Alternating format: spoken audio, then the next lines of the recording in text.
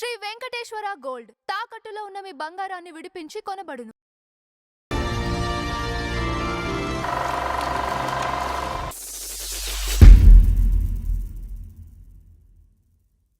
నమస్కారం నందమర్చంద్ర గారు. నమస్కారం అంజబాబు గారు. ఈ రోజు మన ఫ్లాష్ బ్యాక్ లో ఫటాఫట్ జయలక్ష్మి గారి గురించి మాట్లాడుకుందాం. అబ్బో, చాలా మంచి నటి. ఆ, ఏ హీరోయిన్ చూసినా ఏ హీరోయిన్ జీవితం చూసినా ఏమున్నది గర్వకారణం, ఆత్మహత్యలకే వారి చరిత్ర మొత్తం ఆత్మహత్యలకే అంకితం అన్నట్టుగా ఉంటుంది. ఉమ్, ఏ ముందు భవిష్యత్తు ఉంది. ఆవిడ పోనీ డల్ అయిపోయో ఇదో చేయలేదు, చాలా పిక్చర్లు చేతిలో ఉన్నాయి. ఆ, ఏ ముందు భవిష్యత్తు ఉంది. కానీ ఒక్క అనాలోచిత నిర్ణయం, అపరిపక్వ ఆలోచన, ముందు చూపు లేనితనం వీళ్ళ జీవితాలని సమాధి చేస్తుంది. ఉమ్, అయితే అది ఇక్కడే ఆడవాళ్ళు దెబ్బతింటున్నారు. పైగా తెలివైన వాళ్ళు, రైట్ రైట్. ఆ, సినిమా ఇండస్ట్రీలో ఉన్న వాళ్ళు తెలివి తక్కువ వాళ్ళు కాదండి. అవును, అంటే తమ ప్రతిభతోటి ఒక సామ్రాజ్యాన్ని సృష్టించుకున్న వాళ్ళు వీళ్ళందరూ, Correct. జయలక్ష్మితో సహా. ఉమ్, తెలుగు, తమిళ, కన్నడ, మలయాళ చిత్రాల్లో దాదాపుగా 70 చిత్రాలు ఫాస్ట్గా 10 years లోపల చేసేసింది, ఉమ్, 4 languagesలో. ఆవిడకి మరి ఒక బాలచంద్ర గారు ఒక ఆర్టిస్ట్ని సెలెక్ట్ చేసి మెయిన్ క్యారెక్టర్ ఇచ్చాడంటే, ఈ ఫటాఫట్ మీరు అన్నారే ఉమ్, ఉమ్, అంతులేని కథలో ఆ. మెయిన్ క్యారెక్టర్ ఇచ్చాడంటే, బాలచంద్ర గారు సెలెక్ట్ చేసిన హీరోయిన్ ఎలాంటి ఆర్టిస్ట్ అయి ఉంటారండి. ఇప్పుడు ఆ. ఇంత షార్ట్ పీరియడ్ లో అన్ని సినిమాలు చేసిన వాళ్ళు ఉమ్. అంటే ఉమ్. తెలివిగానే వ్యవహరించడమేగా.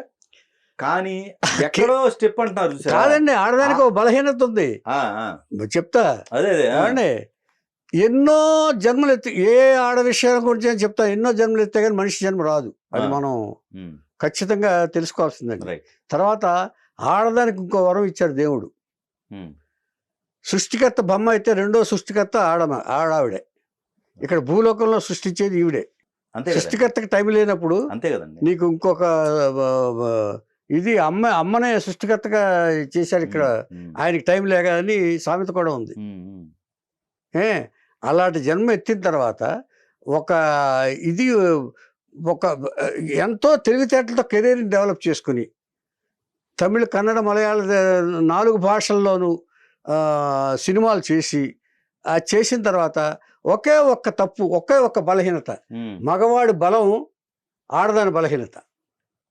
ఉమ్, ఎక్కడైనా సరే తీసుకోండి, ఆ, ఆ, సినిమా కానివ్వండి, బయట కానివ్వండి, మగవాడేమో బలహీనత.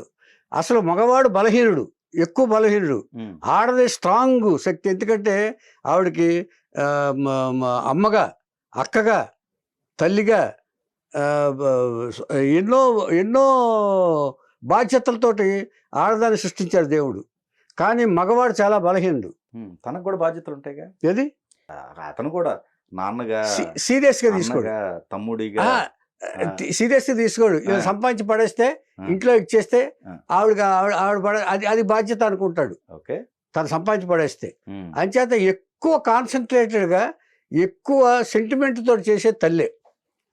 మగవాడికి అంత సెంటిమెంట్స్ ఉండవు. వాళ్ళు చూసుకుంటారులే, వాళ్ళు ఇచ్చేస్తే చాలు, ఇంట్లో కావాల్సింది ఇచ్చేస్తే చాలని మగవాడి ఆలోచన ఉంటుంది. ఉమ్, మగవాడికి బలహీనత ఉండదు, ఎక్కువ బలహీనత ఉండదు. బలహీనత ఉండదు. ఆ, ఏం చేద్దంటే, అయ్యో నా కొడుకు ఏమైపోతాడు, ఎక్కువ 1-2 ఇది తప్ప మ్యాక్సిమం స్ట్రాంగ్గా ఉంటాడు మగాడు.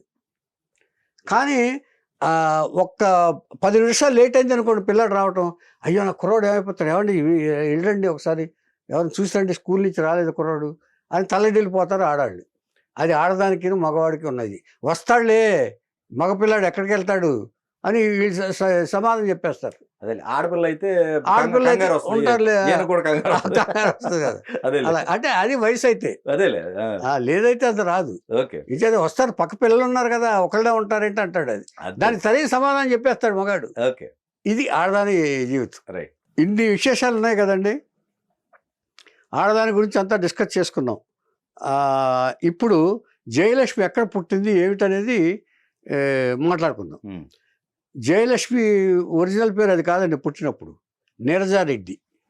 ఓకే. తండ్రి సినిమా రంగానికి సంబంధించిన వాడే, co director, dubbing artist, dubbing incharge, voice కూడా ఇచ్చేవాడు ఆయన. డబ్బింగ్ ఆర్టిస్ట్ రజనీకాంత్ కూడా ఇచ్చినట్టు గుర్తు నాకు. ఓకే. దశరథ రామరెడ్డి ఆయన పేరు, నెల్లూరుకు సంబంధించిన వాడు. ఓకే. ఈ చెన్నైలో పుట్టాడు. అప్పటి నుంచి సినిమాల్లో ఉన్నాడు కాబట్టి అయినా చెన్నైలోనే ఈ అమ్మాయి 1958లో నవంబర్లో పుట్టింది. నవంబర్లో పుట్టిన తర్వాత ఈ పెరుగుతున్న కొద్దీ సినిమా వాతావరణం కదా, ఈవిడ కూడా డబ్బింగ్ ఆర్టిస్టే, నటి, డబ్బింగ్ ఆర్టిస్టు, ఎన్ని ఉన్నాయో చూడండి ఈవిడ. తర్వాత ఎంతమంది పెద్ద పెద్ద రజనీకాంత్, కమల్ హాసన్ తోటి సినిమాలు చేసింది ఈవిడ, బ్రహ్మాండమైన సినిమాలు చేసింది. బాలచంద్ర గారి సినిమాలు ముల్లు మలరం, ఇలాగ కమల్ హాసన్తో దొరకదు, ఇదంతా చేశారు అండి. చేసిన తర్వాత ఈ పెరుగుతున్న కొద్దీ ఈవిడికి కూడా మరి సినిమా వాతావరణం ఉంది కదా, ఆర్టిస్ట్ అవ్వాలని ఉంది, తండ్రికి ఉంటుంది, అందంగానే పెరిగింది కాబట్టి తండ్రికి ఆస్టేషన్. ఈ దశరథరామరెడ్డి గారికి ఆర్టిస్టులు అందరితోటి పరిచయాలు ఉన్నాయి. అప్పుడు ఒకసారి వాణిశ్రీ గారి అమ్మాయిని చూసి, ఈ అమ్మాయిని బాగుంది కదా, నువ్వు సినిమా వాడవేయండి, నువ్వు ఎందుకు ట్రై చేయట్లేదు అని చెప్పి, ఉండి నేను చెప్తానని చెప్పేసి తను పనిచేస్తున్న ఇద్దరు అమ్మాయిల చిత్రంలో ఆవిడ ఏం చేసిందంటే ఒక క్యారెక్టర్ వేయించింది. ఇద్దరు అమ్మాయిలు అంటే నాగేశ్వరరావు గారు, వాణిశ్రీ గారు. ఆ సినిమాలో ఒక క్యారెక్టర్ వేయించింది బలవంతంగా. ఎవరు నువ్వు ఉండవయ్యా, నేను ఎంచైతే ఈ అన్నిట్లోనూ ఈయనే ఉంటాడు, ఆయన ఆర్టిస్టులు డబ్బింగ్లు చెప్పించటాల్లో అన్నిట్లోనూ ఆయన కో డైరెక్టరు, సినిమాలు పనిచేసి ఉంటారు కదా, ఆర్టిస్టులు అందరూ పరిచయం. ఆయన దశరథరామరెడ్డి బాగా పాపులర్, డైరెక్ట్స్ కాలనీలో ఉండేవాడు ఆయన, ఆయనకి ఫ్లాట్ కూడా ఉంది అక్కడ. ఇలా అయిన తర్వాత అక్కడి నుంచి ఇప్పుడు బాలచంద్ర గారి దృష్టిలో పడింది. ఇద్దరు అమ్మాయిల తర్వాత బాలచంద్ర గారి దృష్టిలో పడింది. ఇప్పుడు అవల్వాడు తొడక్ కథ చేసింది. అవల్వాడు తొడక్ తర్వాత రజనీకాంత్ ముల్లు మలరం, రజనీకాంత్ 2 సినిమాలు, కమల్ హాసన్తో 2, అన్నిటికంటే ముఖ్యంగా 6 నుండి 6-10 వర్లమని రజనీకాంత్ ఒక సినిమా చేశాడు ఆయన. అంటే 6వ సంవత్సరం నుంచి 60 సంవత్సరాల వరకు ఆయన జీవితం. అంటే ఒక మధ్యతరగతి వాడి జీవితం ఎలా ఉంటుంది, ఎన్ని కష్టాలు వస్తాయి, కుటుంబ బాధ్యతలు ఎన్ని ఉంటాయి, ఎన్ని అని అది తెలుగులో కూడా వచ్చింది నా ఉద్దేశం. సౌర్మ బ్యాక్ చేసినట్టున్నారు. ముసలి 60 ఏళ్ల వరకు వచ్చింది అది. వస్తే దానికి భార్య చేసింది, సాక్రిఫైసింగ్ క్యారెక్టర్ భార్య. అందులో జయలక్ష్మి మెయిన్ రజనీకాంత్ని ఇంప్రెస్ చేసిన క్యారెక్టర్ చేసింది ఆవిడ.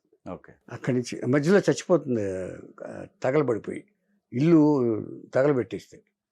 అలాంటి సాక్రిఫైస్ చేస్తే రజనీకాంత్ గారు ఆ తర్వాత చెప్పాడు, మీకు ఫేవరెట్ యాక్ట్రెస్ ఎవరంటే జయలక్ష్మి మారోలస్గా చేసింది, నన్ను మించిపోయి చేసింది ఆ సినిమాలో అని చెప్పి సినిమా గురించి చెప్పాడు.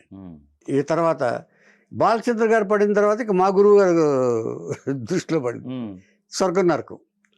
చిట్టపట్ల టపాసులు పేలే క్యారెక్టర్ ఆయన. ఏం చేద్దంటే పొసెసివ్నెస్ ఎక్కువ, ఏది భరించలేదు, తన ఈగోని సాటిస్ఫై చేసుకోవడానికి ఎవరు ఉండరు, ఈగోయిస్టిక్ క్యారెక్టర్ ఆవిడ. తను చెప్పిన మాట వేదంలాగా జరగాలంటుంది. తర్వాత భర్త కూడా కంట్రోల్లో ఉండాలనుకునే మనస్తత్వం స్వర్గం నరకంలో. అదే సంసారాన్ని స్వర్గం చేసుకోవాలన్నా నరకం చేసుకోవాలన్నా భార్య చేతుల్లో ఉందంటారు కదా. అన్నపూర్ణ ఏమో సాఫ్ట్, 2 క్యారెక్టర్లు. ఈ నరకం, స్వర్గంలో ఉన్న సంసారం నరకం చేసుకుందాం జయలక్ష్మి. ఆ తర్వాత లాస్ట్లో రిలీజ్ అవుతుంది. అందులో బ్రహ్మాండమైన పేరు వచ్చేసింది స్వర్గం నరకం జయలక్ష్మికి. అంటే ఇద్దరు క్రియేటివ్ డైరెక్టర్లు చేతిలో పడిందంటే మరి అంతే కదా. ఆ తర్వాత ఇందులో యుగపురుషుల్లో, ఆ తర్వాత యుగపురుషుల్లో ఆయన లవర్గా కూడా యాక్ట్ చేసింది ఎన్టీఆర్ తోటి, సీనియర్ ఎన్టీఆర్తో. తర్వాత కృష్ణ గారితో రామ్ రాబర్ట్ రహీమ్తో కూడా చేసింది. ఇలాగ వరుసలో తెలుగు సినిమాలు కూడా చేస్తుండండి, కానీ ఎక్కువ తమిళ సినిమాలు చేసింది ఆవిడ. రజనీకాంత్తో ఎక్కువ సినిమాలు చేశారు ఆవిడ. రజనీకాంత్ తోటి చాలా ఎక్కువ సినిమాల్లో వాళ్ళ కెమిస్ట్రీ బాగా కుదిరిందని వాళ్ళిద్దరిని పేరు చేశారు. అందుకని ఇంత పెద్ద సినిమా, ఇంత సాక్రిఫైస్ ఉన్న క్యారెక్టర్ని 660 జయలక్ష్మికి ఇచ్చారు. అంత ఆవిడ పెర్ఫార్మెన్స్ నచ్చి, వాయిస్ కూడా చాలా బాగుంటుందండి. ఆవిడ డబ్బింగ్ కూడా చెప్పారు చాలా మంది హీరోయిన్స్కి. ఇలాగా ఇక నటిగా కృష్ణ గారితో చేసింది, చిరంజీవి గారితో 2 సినిమాలు చేసింది. న్యాయం కావాలి ఒకటి క్రాంతి కుమార్ గారిది, తిరుగులేని మనిషి ఎన్టీఆర్ చిరంజీవి గారు చేశారుగా, అందులో పేరుగా చేశారు. ఆ తర్వాత ఇలాగా దాదాపు వరుసగా 20 సినిమాలు చేసేసారు తెలుగులో. అయిన తర్వాత అన్నీ కలిపి తమిళ్లో ఇవన్నీ కలిపి తమిళ్లో 38 సినిమాలు చేశారు. తమిళ్లో 38 సినిమాలు చేశారు. ఇలా ఉంటుండగా ఎంజీఆర్ గారు రామచంద్ర గారు ముఖ్యమంత్రి, ఆయన అన్నగారు చక్రపాణి, చక్రపాణికి ఒక కొడుకున్నాడు సుకుమారు. సుకుమార్కి ఎంజీఆర్ లాగా తన బాబాయ్ లాగా హీరో అయిపోవాలని కోరుకుండేది. సొంత డబ్బు ఉంది, అదే సొంత సినిమాలు తీసి తను పేరు తెచ్చుకోవాలని ఒక కోరిక. డబ్బున్న వాళ్ళకి ఎవరికైనా అంతే కదా. అంతేగా, అవును. అప్పుడు ఏం చేశాడంటే జయలక్ష్మిని హీరోగా పెట్టాడు, హీరోయిన్గా పెట్టాడు. తను ఒక సినిమా తీస్తూ తను హీరోగా ఎస్టాబ్లిష్ అవ్వడానికి తను ఒక సినిమా తీస్తూ సుకుమార్ అని పేరు చేస్తూ జయలక్ష్మి గారిని హీరోగా పెట్టి, అంటే బయట వాళ్ళు ఎవరు రారు వీళ్ళంటే భయం కదా, ఎంజీఆర్ గారు పర్మిషన్లు ఇవన్నీ కావాలి అక్కడ. ఈ చక్రపాణి గారు కూడా ఇష్టమే, కొని పొడుకు తమ్ముళ్ళలాగా ఇదైపోతాడేమో అని చెప్పి చక్రపాణి గారు ఒక ఆశ ఉంటుంది కదా. అంచేత కొంచెం కొంచెం బాగానే ఉంటాడు, ఎంజీఆర్ టైప్లో ఉంటాడు అతను. వీళ్ళందరూ బాగానే ఉంటారు. ఏమండి సినిమా తీశాడు. సినిమా తీసిన తర్వాత ఊటీలో సాంగ్స్ పెట్టారు. ఊటీలో ఆల్రెడీ సుకుమార్కి పెళ్ళి అయిపోయింది, 2 పిల్లలు ఉన్నారు. ఊటీలో సాంగ్స్ పెట్టేటప్పటికి వీళ్ళిద్దరికి ఎక్కువ అక్వైంటెన్స్ వచ్చింది ఊటీలో. ఎలాగంటే మగవాడు ఒక అవసరంలాగా భావిస్తాడండి ఎప్పుడు. ఇది కూడా సూత్రం చెప్తున్నాను నేను. మగవాడు ఆడదే దగ్గరికి వస్తే, ఒకవేళ ఆడవాళ్ళకి దానికి మగవాడు వస్తే మగవాడు అవసరంలాగా భావిస్తాడు. కానీ ఆడది మాత్రం ఆయన గుండెల్లో ఆశ్రయంలాగా భావిస్తుంది ఆడది. ఓకే, అర్థమైందా పాయింట్? అంచేత ఎప్పుడైనా సరే మీరు భార్య ప్రేమించినంతగా భర్త భార్యను ప్రేమించడు. మీరు ఎప్పుడైనా తీసుకోండి, ప్రేమ ఉన్నా కూడా ఎక్స్ప్రెస్ చేయడు. ఇంట్లో భార్య ప్రేమించినంతగా, అంటే ఆడదానికి ఉన్నంత గుండె లోతు మగవాడికి ఉండదు, చాలా ఈజీగా తీసేసుకుంటాడు. అలాంటి బంధం ఏర్పడింది వీళ్ళిద్దరికి. సుకుమారుని చూసి ఏమనుకుంది ఈవిడ, ఒక ఎంజీఆర్, మరో ఎంజీఆర్, జయలక్ష్మి గారు మరో ఎంజీఆర్ అనుకుంది. ఆయనకేంటి 190 మంది. సుకుమార్ అనేవాడికి మొత్తం అసలు బ్యాక్గ్రౌండే గొప్ప, రాష్ట్రమే ఆయన బ్యాక్గ్రౌండ్లో ఉంది. ఈ పాయింట్ ఆఫ్ వ్యూలో ఈవిడ నాకు సెక్యూరిటీ సేఫ్టీ అనుకుంది ఈవిడ జయలక్ష్మి. పెళ్ళయిందని తెలుసు, పిల్లలు ఉన్నారని తెలుసు, కానీ ఇదంతా కామన్ అయిపోయింది ఇండస్ట్రీలో. ఓకే, ఇద్దరికి తెలుసు. అదే చెప్తున్నారు ఇప్పుడు నేను చెప్పింది. ఎందుకంటే సర్లే మన లిస్టులో ఇంకోటి వస్తుంది అనుకున్నాడు అతను, సుకుమార్ కూడా. అయిపోయిన తర్వాత ఇక వీళ్ళిద్దరి మధ్య అక్కడ ఇంకో 2 పిక్చర్లు తీశారు మొత్తం. సుకుమార్ హీరోయిన్స్గా ఇది చేశారు. ఈవిడ వేరే ఇచ్చేస్తుంది. చేస్తుంటే బాగా పెరిగింది. ఇంట్లో కూడా తెలిసింది బాగా. ఇంట్లో కూడా తెలిసి వాళ్ళు కూడా యాక్సెప్ట్ చేశారు. ఎంజీఆర్ మరి అన్నగారి కొడుకు కదా, అని చేత అది బాగా హెల్ప్ చేసింది. ఎవరో నోరెత్తకుండా చేశారు. సుకుమార్ 2 పెళ్ళిళ్ళు చేసుకోవటం చాలా సాధారణం అక్కడ ఇండస్ట్రీలో.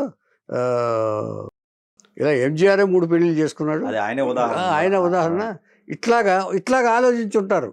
అందుసందే అంటే ఇలా ఆలోచించారని నేను ఊహించి చెప్తున్నా. అదేలే ఇది కూడా ఏమంటే ఏంటంటే కారణం కనపట్ల నో అంటానికి. ఓకే, ఇప్పుడు ఒక అమ్మాయి బాగా ఇష్టపడిన తర్వాత, ఒక పెద్దింట్లో వ్యక్తిని ఇష్టపడిన తర్వాత కాదంటానికి కారణాలు ఉండవు. ఒక పెళ్లి తప్ప, 2వ పెళ్లి తప్ప. రైట్, దాన్ని ఏదో కన్విన్స్ చేస్తుంటుంది ఆవిడ, నేను ఆయన్నే ప్రేమించాను, ఆయన్నే చేశాను అని. దాదాపుగా ఇది అయిపోయిందండి. అయిపోయిన తర్వాత ఇక రాత్రులు ఇంటికి ఫోన్ చేయటం, అర్ధరాత్రి ఏం చేస్తున్నావు, మన సుజాత భర్త ఉన్నాడు చూసారా, అతను ఇదివరకు చెప్పుకున్నాం మనం. అలాగా ఏంటి హైరోతో అంత చనువుగా ఉన్నావేంటి నువ్వు, ఏంటి ఏమైనా కనెక్షన్ మీ ఇద్దరికి, సుజాత గారిదే ఏమైనా కనెక్షన్ మీ ఇద్దరికి, ఏంటి అంత చనువుగా ఉంటున్నావేంటి నువ్వు, డైరెక్టర్ చెప్పాడా లేకపోతే నీకు నువ్వే చేసేసుకుంటున్నావా, డైరెక్షన్ చేసుకుంటున్నావా, ఇలాంటి మాటలు మాట్లాడబడ్డాడు. అదే చెప్పాను, ఇందాక చెప్పాను కదా, ఆడది ప్రేమించినంత సీరియస్గా మగాడు ప్రేమించడని. మగాడు కాబట్టి ఆడదాన్ని అంది మాటలు అనగలిగాడు, కానీ ఈవిడ అనలేకపోయింది. అతని మీద ప్రేమ బాగా పెంచుకుంది. నేను ఇందాక చెప్పింది అందుకే, ఆడవాళ్ళకి మగవాళ్ళకి తేడా ఉంది. అందుకే ఆడదికి తల్లి ప్రేమ ఎక్కువ, బిడ్డల మీద ప్రేమ ఎక్కువ, భర్త మీద ప్రేమ ఎక్కువ, అన్నిటిలోనూ ప్రేమ ఎక్కువ పంచడానికే ఆడది పుట్టింది. ఇది మనం తెలుసుకోవాలి అందరూ, ఏమండి. కానీ కొంతమంది జీవితాన్ని అర్ధాంతరంగా ముగించుకుంటారు. ఇలాగా ఇమ్మీడియట్గా పెళ్లి చేసుకుందాం అన్నాడు. పెళ్లి చేసుకోవాలంటే నువ్వు సినిమాలు మానేయి, కండిషన్ మానేస్తాను. ఇదే చెప్తున్నప్పుడు నేను మానేస్తానండి, నాకు ఇదే కావాలి, నాకు మానేస్తాను, నువ్వు నన్ను పెళ్లి చేసుకో, నీ భారీగా ఉండటం కంటే నాకు అంత అదృష్టం లేదు అంది జయలక్ష్మి. ఉమ్. సరే కొంతకాలం వెయిట్ చేయి నేను చేస్తాను అని సినిమాలు మానేసింది. ఉమ్. మానేసిన తర్వాత అతను తాగి ఇంకా వేరే మాట్లాడుతున్నాడు తప్ప ఇప్పుడు ఈ మొదలెట్టాడు. నువ్వు బయటికి వెళ్ళకూడదని చెప్పాను కదా, నువ్వు అక్కడికి ఎందుకు వెళ్ళావు, ఇక్కడికి ఎందుకు వెళ్ళావు అని మొదలెట్టాడు. ఆంక్షలు.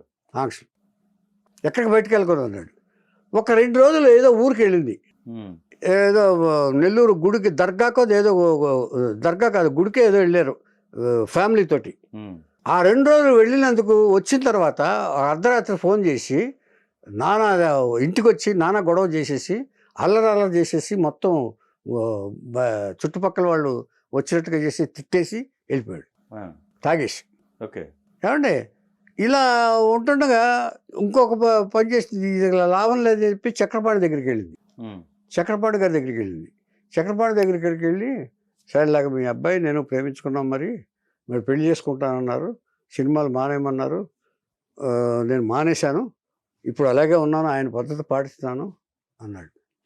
ఇక్కడే మగవాడికి ఆడగాడికి తేడా ఆలోచన చెప్తున్నాను ఇప్పుడు నేను.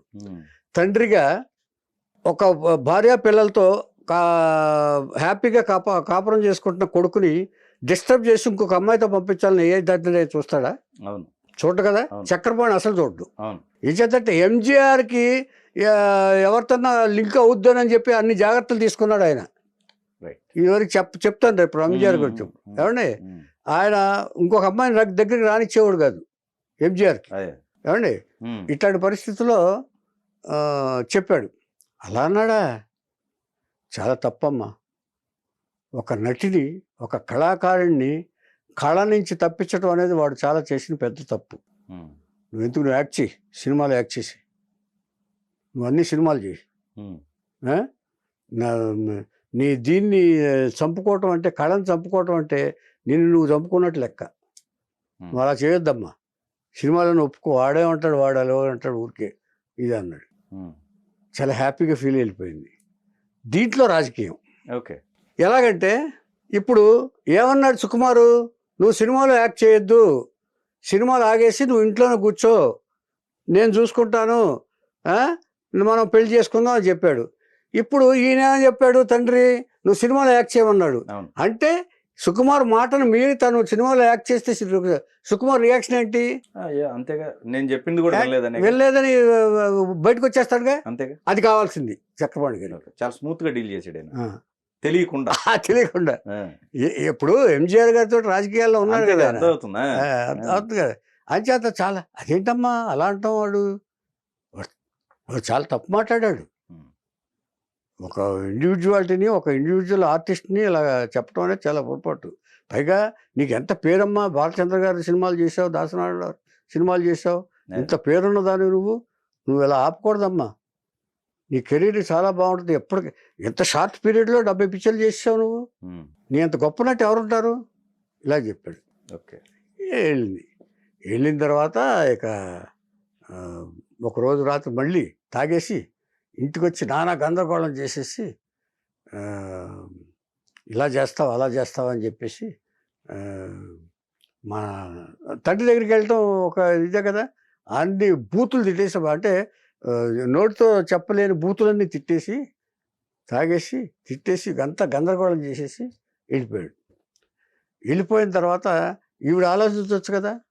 కానీ ఈవిడ ఆలోచించకుండా ఏం చేసింది, ఒక 20-30 నిద్ర మాత్రలు తీసుకుని తినేసి పడిపోయింది. అప్సెట్ తోటి హాస్పిటల్ తీసుకెళ్ళారు. 4 రోజులు స్ట్రగుల్ అయింది, ప్రాణాలతో స్ట్రగుల్ చేసుకుంది. 1980వ సంవత్సరంలో హాస్పిటల్లో దాని నుంచి బయటకు రాలేక, అంటే అది ఆవిడ ఆవేశపడటానికి కారణం ఏంటంటే, ఒకటి తను నమ్మించి మోసం చేశాడని, ఒకటి ఆయన చెప్పినట్టు చేశాను కదా, నేనేం తప్పు చేశాను, నన్ను ఎంత బూతులు తిడుతున్నాడు అని ఒకటి. అంచేత ఇది నిజమైన ప్రేమ కాదనమాట అని అప్సెట్ అయింది. ఓకే. దాంట్లో అన్నాడు కదా, నీలాంటి ఇది ఏం మాట్లాడినాడో మనం చెప్పుకోక్కర్లా, ఏమంటాడో కూడా చెప్పుకోక్కర్లా వాళ్ళు. అంటే ఇల్లీగల్ లాంగ్వేజ్ ఏమండి. అలా అనేటప్పటికీ ఈవిడ ఆ ఆడదానికి ఒక ఆవేశం ఉంటుంది చూసారా, ఆవేశం ఇది వచ్చేసింది ఈవిడికి. ఇక నన్ను ఇన్సల్ట్ ఫీల్ అయిపోయింది. వాళ్ళ నాన్నతో చెప్పినా జరగలేదు. నాకు ఇక్కడ న్యాయం జరగదు ఇక. ఇక్కడేమో పరుగు పోయింది. చుట్టుపక్కల మొత్తం ఊళ్ళో అందరూ చూశారు తిట్టినందుకు. ఈ పరుగు పోయినప్పుడు నేను ఎలా బతకను? పొద్దున్నే లేచి బయటికి ఎలా వచ్చి మొహం చూపించను ఇంత బతికి అనే ఆలోచన వచ్చింది. అది మెయిన్ కారణం. అదే అత్త తిట్టినది కాదు, మొగుడు ఏదో ఇచ్చేసినట్టు అంటారు సమస్య చూసారా? తిట్టినది కాదు, మొగసాలకు ఎక్కినట్టు కానీ అలాగా ఆవిడ ఇదనేటప్పటికీ ఆ అవమానం భరించలేకపోయింది. అదే ఆడదానిలోని వీక్నెస్. ఆ వీక్నెస్ తోటి నిద్ర మాత్రం మింగేసింది. మింగేసిన తర్వాత 4 రోజులు స్ట్రగుల్ అయ్యి 22 సంవత్సరాల వయసులో 1980లో 58లో పుట్టింది. 22 సంవత్సరాల వయసులో 1980లో మంచి ఫ్యూచరు ఒక ఉద్ధృతంగా హీరోయిన్గా వెలుగుతున్న రోజుల్లో చనిపోయింది. ఎక్కువ డోస్ వేసుకుని ఉంటుంది జనరల్గా. ఇదే ఎక్కువ డోస్ 20-30 వేసుకో బాటిల్ ఉంటుంది కదా, మొత్తం వేసేసుకుంటారు. జనరల్గా కొంతమంది ఏంటంటే వెంటనే జాయిన్ చేస్తే రికవరీ వచ్చిన వాళ్ళు ఉన్నారు, బతికిన వాళ్ళు. బట్ ఏమో కొంచెం టూ లేట్ లేట్ అయింటుంది. ఒకటండి బాడీలో బాగా ఇన్వాల్వ్ అయిపోయిన తర్వాత లేట్గా అంటే చెప్పరు కదండి. ఇప్పుడు వేసుకునే ముందు నేను వేసుకుంటున్నాను మీరు రండి రక్షించండి అని చెప్పరు. కాళ్ళు రూమ్ లో కూర్చొని తలిపేస్తుంటది. మనం వచ్చేటప్పటికి తర్వాత ఇచ్చేసి ఉంటుంది అండి. అంటే ఇక్కడ మీరన్న ఫస్ట్ బిగినింగ్ లో ఆలోచన అనుకోవాలా? ఏది ఆలోచన? రాంగ్ రూట్ ఆలోచన. రాంగ్ ఆలోచన అండి. అంతే. ఆవిడకేం కర్మ అండి, నువ్వు కాకపోతే ఇంకో ఇప్పుడు అనేది ఉండాలి. తర్వాత తను సిన్సియర్గా లవ్ చేసింది. అదే చెప్తున్నా, ఆడదానికి మగాడికి ఉన్న ఇది మగవాడు చాలా తేలిగ్గా తీసుకుంటాడు, ఆడ చాలా సీరియస్గా తీసుకుంటుందండి ఏ ఇష్యూ అయినా సరే. ఒకటి అర్థం కాదండి, ఎప్పుడు కూడా బిగినింగ్ లో ఫ్యామిలీ కనెక్టివిటీ గ్రాడ్యువల్ గా పెరిగిన తర్వాత డిస్కనెక్ట్ అవుతున్నారు. ఎందుకో అర్థం కాదు. డిస్కనెక్ట్ అవుతున్నారంటే వాళ్ళ తొందరపాటు. ఒకటి చెప్పనండి అడ్వైస్ తీసుకోవచ్చు. ఒకటి ఏంటంటే సినిమాలో యాక్ట్ చేసేటప్పుడు అండి, తర్వాత అన్ని రసాలు ఉంటాయి, నవరసాలు ఉంటాయి కదండి. ఆ ప్రేమ సెంటిమెంట్ కొన్ని ఎక్కువగా ఉంటాయండి సినిమాల్లో. యాక్ట్ చేసి వచ్చేటప్పటికి ఎవరో ఒకరి మీద కనెక్ట్ అవుతారు. అందరు హీరోలు కనెక్ట్ అవ్వరు, ఎవరో ఒకరు కనెక్ట్ అవుతారు. ఇప్పుడు సుకుమార్ గారు జయలక్ష్మి పెద్ద హీరోయిన్లు రాలేదు కాబట్టి జయలక్ష్మి గారిని అప్పుడు తీసుకుని హీరోయిన్గా చేశాడు. సో ఇక ఈ సుకుమార్ గారికి ఏం కలిసి వచ్చింది? ఎంజీఆర్ కలిసి వచ్చాడు. ఏమండి, ఒక రాష్ట్రానికి ముఖ్యమంత్రి దీంట్లో ఉంటే ఇంకా అడ్డే ఉంది. ఈ పెళ్లి చేసుకుంటే ఒక రాయల్టీ వస్తుంది తన జీవితానికని ఆశపడింది, తప్పేం లేదే. అలాగే దీంట్లో తెలుసుకోవాల్సింది ఏంటంటే, మనిషికి మనం ఎన్ని జన్మలు ఇచ్చినా కూడా భగవంతుడు ఇచ్చిన జన్మ మన మనిషి జన్మ. ఏమండి, ఆడదానిగా పుట్టించడం మరి అంత ఇది. బుద్ధిని ఇచ్చాడు, ఆలోచించమన్నాడు, కానీ తొందరపాటు పడమల్లా ఆయనకి. తర్వాత ఎంత ఓర్పు ఇచ్చాడు. బిడ్డ ఏడిస్తే తెల్లవారులు ఏడ్చినా కూడా ఓదార్చి పాలిచ్చి పడుకోబెట్టేంత ఓర్పు ఆడదానికి ఇచ్చాడు. కానీ ఈ సినిమాలో చేరటం వల్ల, ఈ సెలబ్రిటీ వల్ల ఆ బుద్ధి కొంచెం ఏమైపోయిందంటే పొల్యూట్ అయిపోయి ఒక ఆవేశం, తొందరపాటుతనం ఇవన్నీ తెచ్చుకుని ఆలోచించే అపరిపక్వ నిర్ణయంతో ఇలా జీవితాన్ని బుగ్గిపాలు చేసుకుంటున్నారు. ఆవిడకేం కర్మ?